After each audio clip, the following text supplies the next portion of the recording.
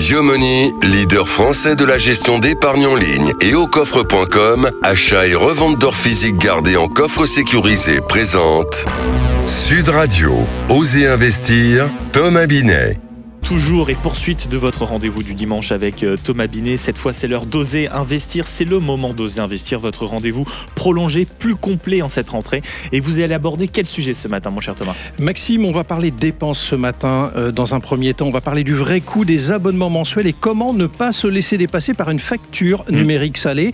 Et est-ce le bon moment pour investir en bourse ? Comment s'y prendre ? Est-ce ouvert à tout le monde ? Anne Guignard, directrice générale de la Place des investisseurs, association œuvrant pour l'actionnariat individuel en France, est notre invitée. Et nous sommes également avec Marion Chapelle-Massot, notre experte en gestion de patrimoine, qui va nous parler de la retraite et des bonnes décisions à prendre. Éco-réseau Business, le magazine de référence des investisseurs, présente Sud Radio. Osez investir, le conseil de la semaine. Mais pour bien commencer, Thomas, oser investir, vous avez évoqué le sujet. On parle très souvent des abonnements, mais on parle aussi souvent du prix affiché des abonnements. Mais leur vrai coût, et ça malheureusement on le découvre parfois sur la facture, ce n'est pas si évident. Qu'est-ce que vous entendez par là ? Sur nos factures, Maxime, justement, on voit souvent 9,99 €, 14,99 €. Ça paraît léger, mais additionné, ça peut représenter quand même plusieurs centaines d'euros par an. D'ailleurs, en France, un foyer dépense en moyenne 49 € par mois pour ses abonnements numériques. Et souvent, on oublie qu'on s'engage parfois sur la durée. Ou qu'on paye pour des services, d'ailleurs, qu'on n'utilise même pas. Le vrai coût, c'est celui de la somme et quand même de l'inertie. Mais est-ce qu'on sait pourquoi on a tendance à se laisser totalement embarquer comme ça ? Qu'on n'est pas vigilant en réalité quand on chope l'abonnement, la bonne affaire. Vous savez, les 9,99, 14,99 dont je vous parlais, c'est ce qu'on appelle en marketing le prix magique. Mais il n'y a rien de magique quand même dans ça. C'est surtout de la psychologie. Le prix rond sous la barre des 10 ou 15 €, ça donne l'impression que c'est anodin. Et puis les plateformes jouent sur la simplicité. Un clic pour s'abonner, mais plusieurs étapes pour résilier. Infernal. Résultat, beaucoup préfèrent laisser couler, laisser tomber. Et c'est pour ça qu'en moyenne, chaque foyer français d'ailleurs cumule un peu plus de 3 abonnements numériques actifs, parfois sans même en avoir conscience. Mais si vous nous dites ça aujourd'hui, Thomas, c'est qu'il y a des moyens potentiellement de reprendre en main, de faire le tri dans ces abonnements ? Déjà, j'aurais tendance à dire qu'il faut faire son petit audit personnel, lister tous ses abonnements, vérifier si on les utilise réellement. Ensuite, on ne pas hésiter à regrouper ou à partager certains services quand c'est possible, ou enfin instaurer un réflexe avant de souscrire, se demander est-ce que dans 6 mois, j'en aurai encore besoin ? Ça change un peu la perspective. Et puis peut-être aussi changer la méthode de calcul, c'est-à-dire qu'il ne faut pas voir uniquement le prix mensuel, mais peut-être directement calculer ce que ça pourrait nous coûter à l'année. Ça change. Absolument. Et surtout, c'est une question d'attention et de discipline. Un abonnement, ce n'est pas qu'un clic, c'est un engagement financier sur la durée. Et on n'oublie pas que ce qu'on dit souvent, ce qui n'a pas de prix a un coût. Ça, c'est certain. Haussmann Executive Search, leader du recrutement sur les métiers de la finance et de l'immobilier, présente Sud Radio. Osez investir, l'invité. Et l'heure de recevoir vos invités. Thomas, cette semaine, nous sommes avec Anne Guignard. Bonjour. Bonjour. Vous êtes la directrice générale de la Place des investisseurs qui œuvre précisément à la promotion et l'éducation de l'actionnariat individuel en France. En réalité, cela veut dire que vous réunissez dans votre association plus de 5 millions d'investisseurs individuels. C'est votre invité, Thomas Binet. Merci Maxime. Anne Guignard, nous sommes dans un contexte que nombre d'observateurs d'ailleurs indiquent comme étant sans précédent. On a tous suivi ce qui s'est passé dans les jours précédents. La note souveraine de la France a été abaissée par l'agence de notation américaine Fitch, en pointant du doigt les difficultés budgétaires. C'est comme ça qu'ils ont motivé leur décision, les difficultés budgétaires et politiques en France. Concrètement, à quoi doit-on s'attendre dans les semaines, les mois qui viennent, sur le plan financier en France ? Alors concrètement, déjà, on peut constater que c'est pas une bonne nouvelle, de toute façon. C'est pas forcément une nouvelle catastrophique parce qu'on n'est pas dégradé de plusieurs niveaux, mais c'est forcément la traduction que la France, en tant qu'État, est jugée comme un petit peu moins sûre qu'auparavant. Et on s'y attendait un peu, on s'y est peut-être d'ailleurs même préparé dans les milieux financiers. On s'y attendait, les marchés financiers avaient anticipé cette dégradation, mais ça ne veut pas dire que c'est quand même un bon signe. Ça veut dire que on va être obligé, l'État va devoir mieux rémunérer des investisseurs qui vont lui prêter pour sa dette, parce que le risque est plus grand. Alors voyons, Oui, voyons les conséquences au niveau du particulier, si vous le permettez, parce que là, vous parliez de l'État, mais il y a un ruissellement dans le mauvais sens qui va se produire très probablement.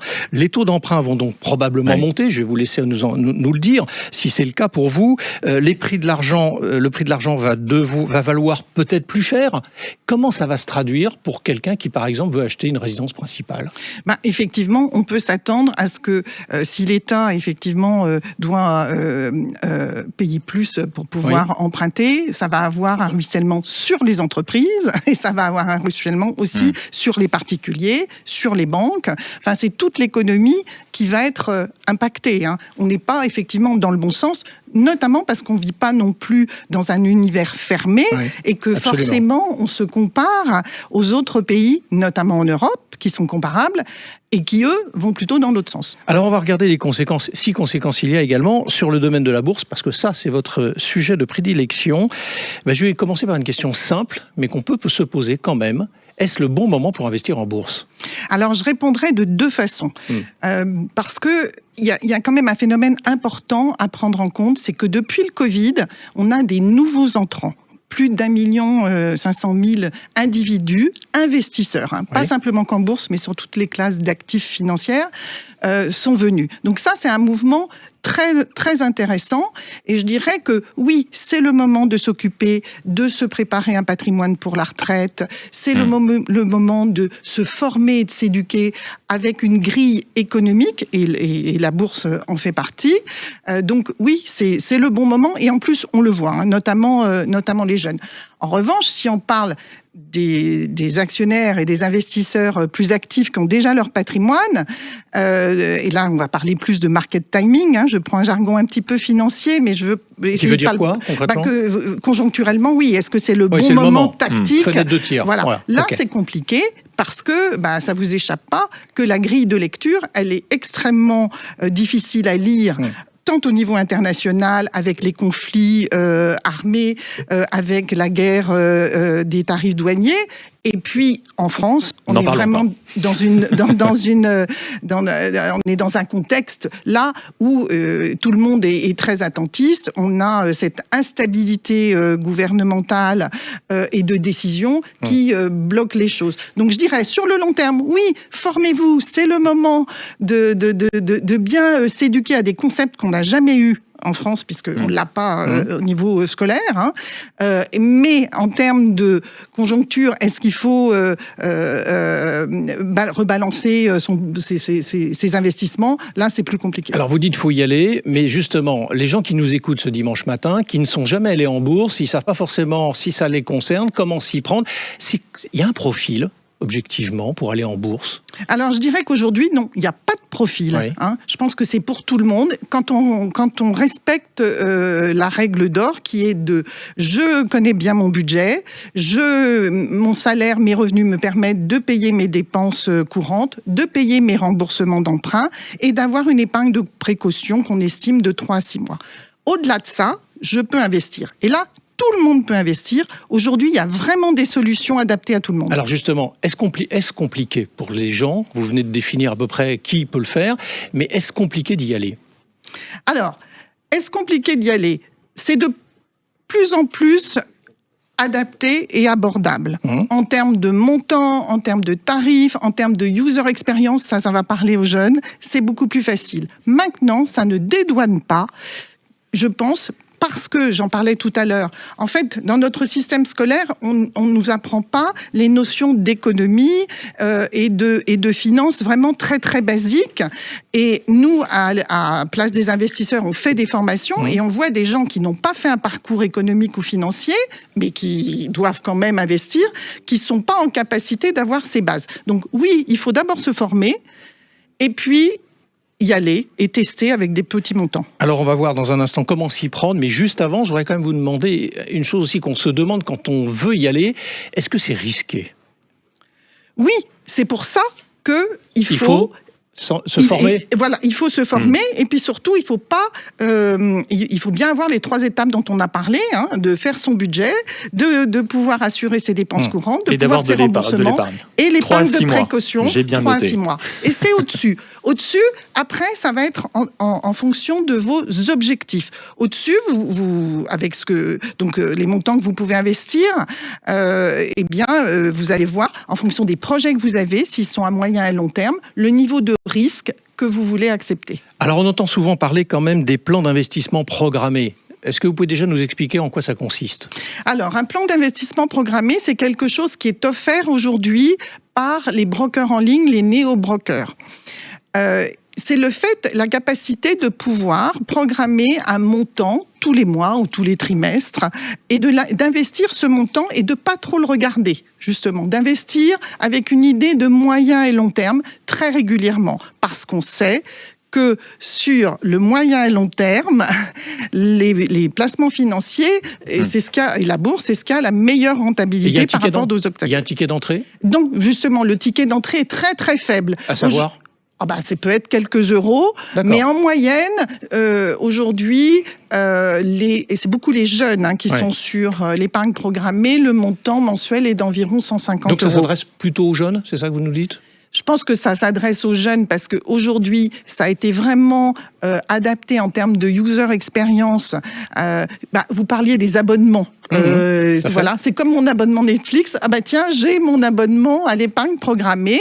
Ça va se faire automatiquement et je regarderai ça sur le moyen et long terme. Mais attention, il y a beaucoup nous, dans nos adhérents, on a beaucoup de générations plus âgées, je dirais, et qui cherchent aussi à se former, à avoir une diversification de leurs actifs, et voilà, ils peuvent s'y intéresser aussi. Anne Guignard, ces plans d'investissement programmés, si ceux qui nous écoutent ce dimanche matin sont intéressés pour en souscrire, ils peuvent les souscrire auprès de qui ? Ça sera donc ma dernière question. Alors, vous pouvez les souscrire auprès de Trade Republic, qui a fait beaucoup de communication là-dessus, mais de Boursobank. Les néobanques principalement. Des banques en ligne, parce que Boursobank est une banque, je dirais, filiale de Société Générale. Mais de néobanques, et de néocourtiers, et qui sont très forts sur l'expérience utilisateur. Merci à vous. Merci Anne Guignard d'être passée du côté d'Oser Investir. Et je le rappelle que vous êtes la directrice générale de la Place des investisseurs. Blockshare, le cercle immobilier des investisseurs avisés, présente Sud Radio, Oser Investir, le coin de l'expert. Et pour terminer ce rendez-vous en ce dimanche matin, mon cher Thomas, nous sommes avec Marion Chapelle-Massot. C'est notre consultante à gestion de patrimoine et c'est aussi la dirigeante du cabinet de Carion. C'est de la gestion privée. Et vous allez, Thomas, avec Marion, justement nous parler de ce plan épargne retraite. On en entend très souvent parler. On l'appelle plus régulièrement le PER. Absolument, Maxime. Et on va rappeler quand même, avant de donner la parole à Marion, qu'un PER, d'abord, c'est une solution pour mettre de l'argent de côté durant sa vie active afin de disposer d'un capital ou d'un revenu complémentaire une fois à la retraite, tout en profitant d'avantages fiscaux. Voilà, cette précision étant faite, Marion, quels conseils allez-vous donner à nos auditeurs aujourd'hui au sujet du PER ? Eh bien, Thomas, ce matin, j'aimerais commencer avec une phrase d'André Mauroy. Oui. Un homme n'est vieux que lorsque les regrets ont pris place des espérances. Et justement, pour éviter les regrets, je vais vous parler de l'urgence de s'en préoccuper. Alors vous avez raison, un regret ou remords, il faut toujours choisir son camp. Pourquoi, Marion, il y a urgence ? Car nous abordons la fin de l'année et c'est maintenant que 2026 va se décider. Alors, dans le cas où vous avez déjà un PER, c'est le bon moment pour y faire des versements. Ils seront déductibles de votre revenu imposable 2025. Et si vous n'en avez pas encore, alors posez-vous sérieusement la question d'en ouvrir un pour prendre date et préparer votre avenir. Mais alors, en quoi, Marion, c'est réellement avantageux d'avoir un plan d'épargne retraite ? Alors, c'est avantageux si vous avez une approche stratégique. Je vous explique. Le PER est un outil d'optimisation fiscale redoutable si l'on adapte ses versements à sa fiscalité. 3 raisons principales de le faire. La première, plus votre tranche marginale d'imposition est élevée, plus l'économie d'impôt est forte. Ensuite, vous pouvez verser jusqu'à vos plafonds de déductibilité visibles sur votre avis d'imposition. Et surtout, profitez des années à revenus exceptionnels pour faire un gros versement, comme si vous receviez un bonus prime cession. C'est là que le gain fiscal est maximal, Thomas. Donc 3 raisons, vous venez de les évoquer. Et à la retraite, que va-t-il se passer ? Comme vous l'avez dit tout à l'heure, vous récupérez votre épargne, soit en rente ou en capital, selon ce que vous aurez choisi. En attendant ce moment-là, l'État vous aide à épargner en allégeant votre impôt tout au long de votre vie. Alors, autant en profiter. On va en profiter. Merci à vous, Marion. Merci beaucoup, Thomas. C'est la fin de ce rendez-vous. On vous retrouve évidemment à partir de dimanche prochain. Avec plaisir. Sud Radio, Osez investir, Thomas Binet. Avec Yomoni, leader français de la gestion d'épargne en ligne, et aucoffre.com, achat et revente d'or physique gardé en coffre sécurisé.